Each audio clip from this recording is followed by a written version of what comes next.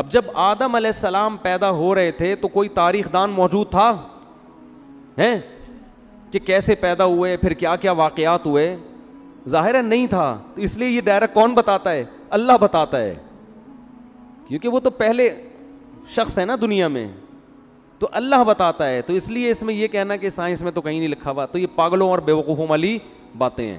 ثم لآتینہم من بین ایدیہم, اے اللہ یعنی چیلنج کر رہے اللہ کو, میں اس کے سامنے سے بھی آؤں گا, اس کے پیچھے سے بھی آؤں گا, دائیں سے بھی آؤں گا, وعن شمائلہم, بائیں سے بھی آؤں گا, ولا تجد اکثرہم شاکرین, اے اللہ ان میں سے اکثر کو تو دیکھے گا کہ وہ تیرے شکر گزار نہیں بنیں گے.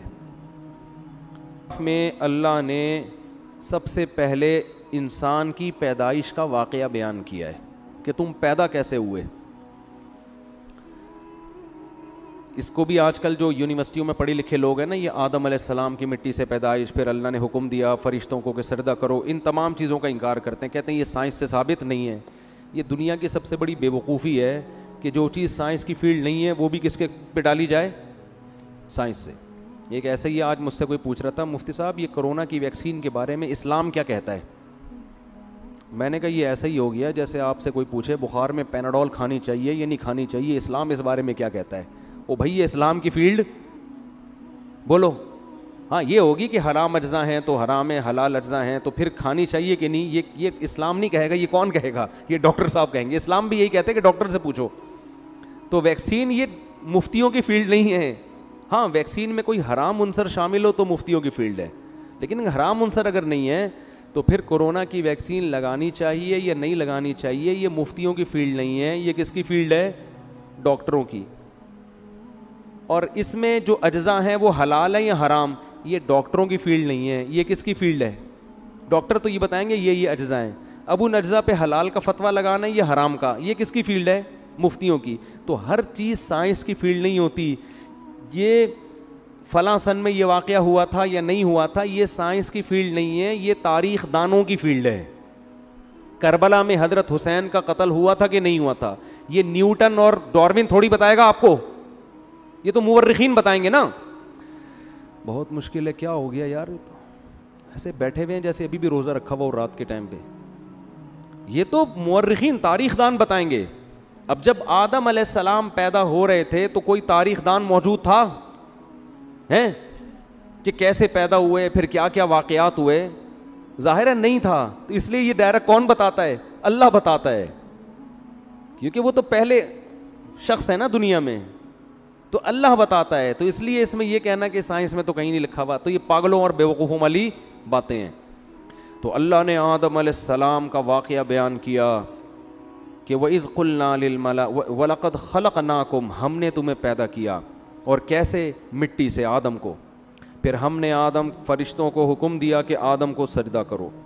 یہ ہمیں دنیا میں جب لایا جا رہا ہے تو ہمیں پروٹوکول دیا جا رہا ہے, اور جو آدم کو نہیں مانتے, جو کہتے ہیں بندر سے انسان بنائے, انہوں نے انسان کو پروٹوکول بولو نہیں دیا. انہوں نے تو انسان کی ایک اتفاقی حادثے کا نتیجہ ہے وہ, تو پھر انسان کی قابل عزت تھوڑی ہوا. ہمیں بتایا جا رہا ہے کہ انسان جب دنیا میں آیا بڑے اہتمام کے ساتھ آیا تھا, وہ ایسے ہی نہیں آ گیا, ساری مخلوق نے اس کو, آدم کو سجدہ کیا. شیطان اڑ گیا.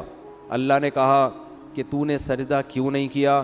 قال انا خیر منہ, میں اس سے بہتر ہوں. خلقتنی من نار, تو نے مجھے آگ سے بنایا اور اسے مٹی سے بنایا. آگ مٹی کو سجدہ نہیں کر سکتی.